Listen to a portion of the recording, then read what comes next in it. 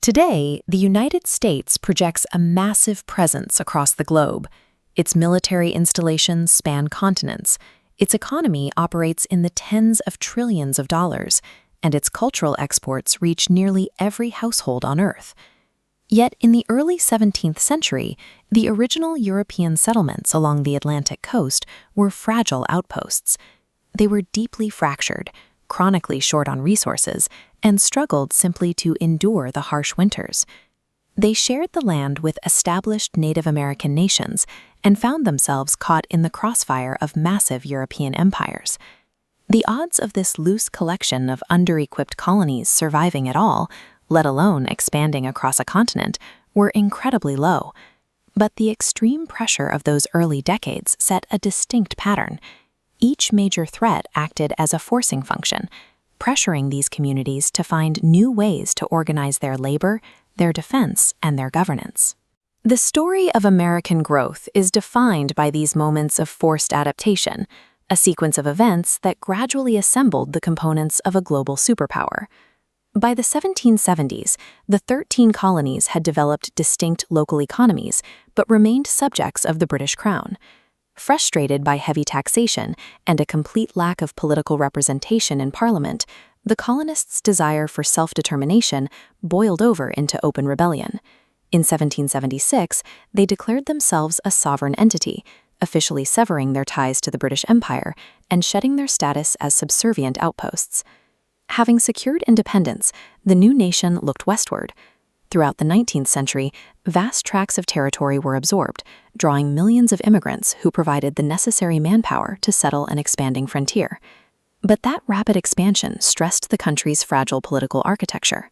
In 1861, the agonizing dispute over slavery and states' rights tore the nation apart in a devastating civil war. Moving troops and supplies across a massive continent required an entirely new scale of logistics. The sheer physical demands of the conflict rapidly accelerated the construction of vast transcontinental railroad networks. When the fighting finally stopped, the machinery built to sustain armies was redirected. A largely agrarian society began rebuilding itself through heavy industry and mechanized manufacturing. By surviving its own catastrophic internal fracture, the United States had inadvertently laid down the physical tracks and factory floors required to become a massive economic powerhouse. That industrial muscle allowed America to project force internationally. In World War I, the late deployment of fresh American manpower and supplies proved decisive for the Allies. Decades later, a sudden, violent strike on Pearl Harbor delivered an external shock that galvanized the entire country. The attack instantly triggered total national military mobilization. This map illustrates America's greatest strategic advantage. While Europe and Asia were reduced to rubble, the U.S. was protected by thousands of miles of ocean. Free from domestic bombing, American industry operated around the clock. Production multiplied, sending continuous supply lines outward. Facilities like this assembly line churned out staggering volumes of aircraft, ships, and vehicles. No other nation had the capacity to match this level of continuous, massive output.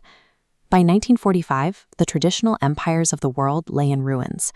The United States, having harnessed a global crisis to maximize its manufacturing capabilities, stood alone as a fully intact industrial giant. The peace that followed brought a very different kind of conflict.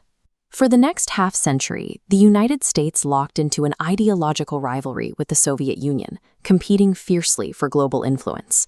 The persistent fear of falling behind a nuclear-armed rival forced the U.S. government to aggressively direct massive amounts of capital into scientific research and advanced engineering programs.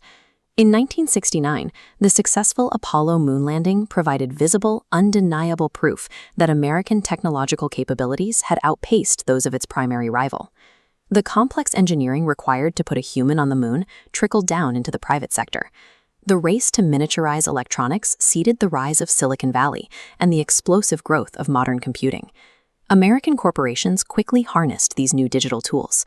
They built global networks, exporting software, media, and communication systems across borders. This Cold War competition shifted the requirements for global leadership. By the late 20th century, maintaining a dominant position required command over digital infrastructure and international cultural markets. When the Soviet Union collapsed in 1991, the bipolar world order dissolved. The United States found itself at the geopolitical summit with no remaining peer competitor. It was a unipolar moment. The nation wielded a military capable of projecting force anywhere on the planet, backed by the largest centralized economic engine in history. Today, that landscape is shifting again.